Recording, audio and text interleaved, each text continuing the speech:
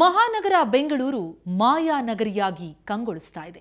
ಬಗೆದಷ್ಟು ಕುತೂಹಲಗಳು, ಹೊಸ ಹೊಸ ವಿಷಯಗಳು ಕಣ್ಮುಂದೆ ಕಾಣಸಿಗುತ್ತವೆ. ಸಿಲಿಕಾನ್ ಸಿಟಿಯಲ್ಲಿ ಟಾಪ್ 10 ಸ್ಥಾನದಲ್ಲಿರುವ 2014ರ ಪ್ರಮುಖ ಸಂಗತಿಗಳ ಮುಂದಿನ ಭಾಗ ಎಲ್ಲಿದೆ ನೋಡಿ.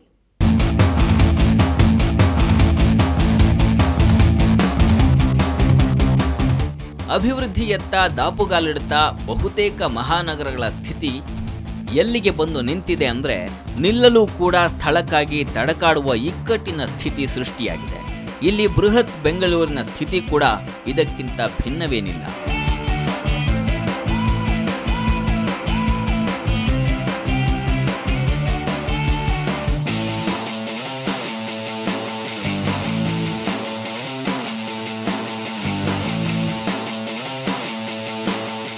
ಹೊಟ್ಟೆಪಾಡಿಗಾಗಿ ಅಲ್ಲಲ್ಲಿ ಅಂಗಡಿಗಳನ್ನಿಟ್ಟು ಕೂರುವ ಜನರ ಸಮಸ್ಯೆಗೂ ಮೀರಿದ್ದು ಫುಟ್ಪಾತ್ ಅತಿಕ್ರಮಣ ಸಮಸ್ಯೆ. ಗಿಜಿಗುಡುವ ರಸ್ತೆಯಂತೆಯೇ ಫುಟ್ಪಾತ್ ಕೂಡ ಕಾಲಿಡಲಾಗದಷ್ಟು ಬ್ಯುಸಿಯಾಗುತ್ತಿದೆ.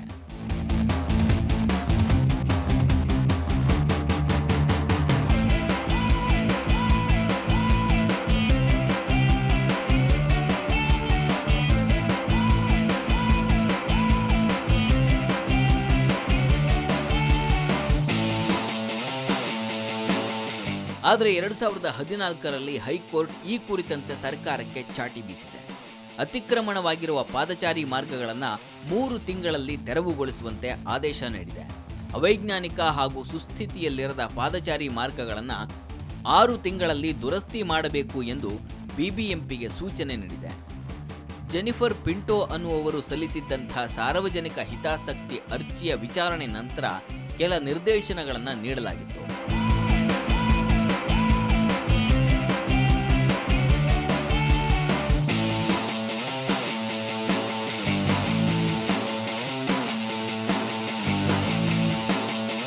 ಇನ್ನು ಇಡೀ ಬೆಂಗಳೂರನ್ನ ಬೆಚ್ಚಿ ಬೀಳಿಸಿದ ಸುದ್ದಿ ಅಂದ್ರೆ ಮಕ್ಕಳ ಮೇಲಿನ ದೌರ್ಜನ್ಯ ಪ್ರಕರಣ.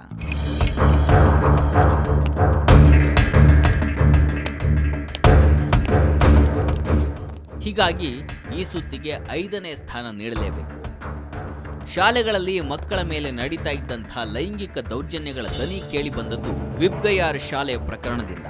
ವಿಬ್ಗಯಾರ್ನ 1ನೇ ತರಗತಿ ವಿದ್ಯಾರ್ಥಿನಿ ಮೇಲೆ ಲೈಂಗಿಕ ದೌರ್ಜನ್ಯ ನಡೆದಿದೆ ಅನ್ನುವಂತಹ ಸುದ್ದಿಯೇ ಇಡೀ ಸಿಟಿಯನ್ನ ಬೆಚ್ಚಿ ಬೀಳಿಸಿತ್ತು. ಯಾಕೆಂದ್ರೆ ಇಲ್ಲಿ ಆರೋಪಿ ಸ್ಥಾನದಲ್ಲಿದ್ದದ್ದು ಬೇರೆ ಯಾರೂ ಅಲ್ಲ, ಜೀವನ ಪಾಠ ಹೇಳಿಕೊಡುವಂತಹ ಶಿಕ್ಷಕ.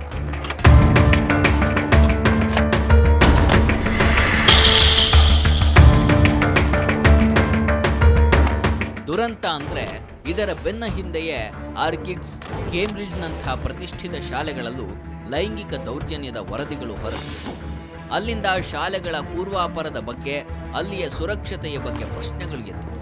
ಹೆಚ್ಚು ಡೊನೇಷನ್ ಪಡೆಯುವ ಶಾಲೆಗಳಿಗಿಂತ ಸಾಧಾರಣ ಶಾಲೆಗಳೇ ಹೆಚ್ಚು ಪಾರದರ್ಶಕ ಅಂತ ಜನ ಭಾವಿಸುವಂತಾಯಿತು.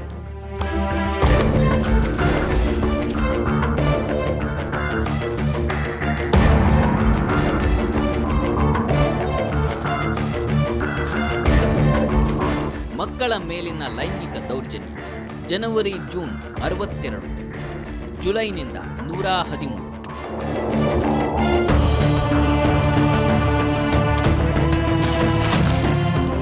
ಕಳೆದ ವರ್ಷಕ್ಕೆ ಹೋಲಿಸಿದಲ್ಲಿ ಈ ವರ್ಷವೇನು ಮಕ್ಕಳ ಮೇಲಿನ ಲೈಂಗಿಕ ದೌರ್ಜನ್ಯ ಕಡಿಮೆಯಾಗಿದೆ.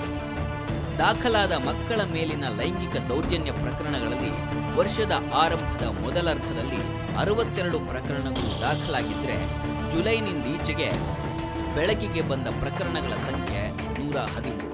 ಆದರೆ ಮೂಲಗಳ ಪ್ರಕಾರ ಇಲ್ಲಿಯವರೆಗೆ ಸುಮಾರು 476 ಅತ್ಯಾಚಾರ ಪ್ರಕರಣಗಳು ದಾಖಲಾಗಿದ್ದು ಅವುಗಳಲ್ಲಿ ಮುಕ್ಕಾಲು ಅಂದರೆ 325 ಮಂದಿ ಅಪ್ರಾಪ್ತೆಯರು ಅನ್ನೋದು ಆತಂಕಕಾರಿ ವಿಷಯ. ಇನ್ನು ಮಹಾನಗರಿಯಲ್ಲಿ ಮಳೆ ಸೃಷ್ಟಿಸಿರುವ ಅವಾಂತರವನ್ನ ಮರೆಯಲು ಸಾಧ್ಯವೇ? ಹೀಗಾಗಿ ಮಳೆಯಿಂದ ತುಂಬಿ ಹರಿಯುತ್ತಾ ಇದ್ದಂಥ ಚರಂಡಿಗೆ ಬಿದ್ದು ಪ್ರಾಣ ಕಳೆದುಕೊಂಡ ಪುಟಾಣಿ ಗೀತಾಲಕ್ಷ್ಮಿ ಪ್ರಕರಣವನ್ನ 4ರಲ್ಲಿ ವರ್ಗಾಯಿಸಬಹುದು.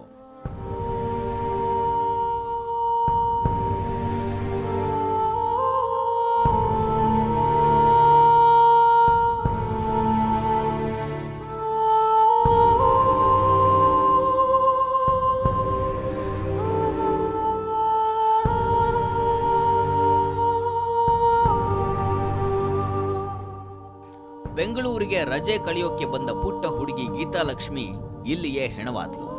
ತಮಿಳುನಾಡಿನಿಂದ ಅತ್ತೆಯ ಮನೆಗೆ ಬಂದಿದ್ದ ಗೀತಾ ಅತ್ತೆಯ ಜೊತೆ ಬಿಳೆಕಳ್ಳಿಯ ಫುಟ್ಪಾತ್ ಮೇಲೆ ನಡೆದು ಹೋಗುವಾಗ ತೆರೆದ ಚರಂಡಿಗೆ ಬಿದ್ದು ಬಿಟ್ಲು. ಅತ್ತೆಯ ಕಣ್ಣು ಮುಂದೆಯೇ ಮಗು ಹೆಣವಾಗಿ ಹೋದ್ಲು.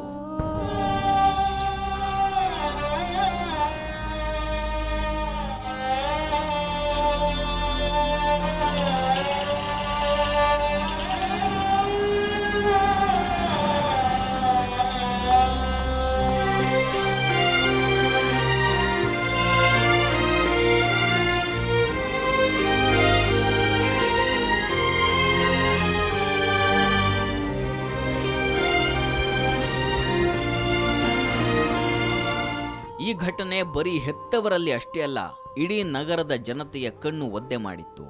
ಯಾರುದೋ ತಪ್ಪಿಗೆ ಏನೂ ಅರಿಯದ ಕಂದಮ್ಮ ಗೀತಾಲಕ್ಷ್ಮಿ ಇಂಥ ದುರಂತ ಸಾವನ್ನಪ್ಪಬೇಕಾಯ್ತು. ನಿಜ, ಅದೆಷ್ಟೋ ಬಾರಿ ತಮ್ಮದಲ್ಲದ ತಪ್ಪಿಗೆ ಅಮಾಯಕರು ಬಲಿಯಾಗ್ತಾರೆ. ಬೆಂಗಳೂರನ್ನ ಬಹುವಾಗಿ ಕಾಡಿದ ಕಸದ ಸಮಸ್ಯೆಗೊಂದು ಮುಕ್ತಿ ಸಿಕ್ಕಿದ್ದು ಹೇಗೆ ಅನ್ನೋದರ ಜೊತೆಗೆ ಟಾಪ್ 10 ಸ್ಥಾನದಲ್ಲಿರುವ ಸಂಗತಿಗಳನ್ನು ನೋಡೋಣ ಮತ್ತೊಂದು ಬ್ರೇಕ್ನ ನಂತರ.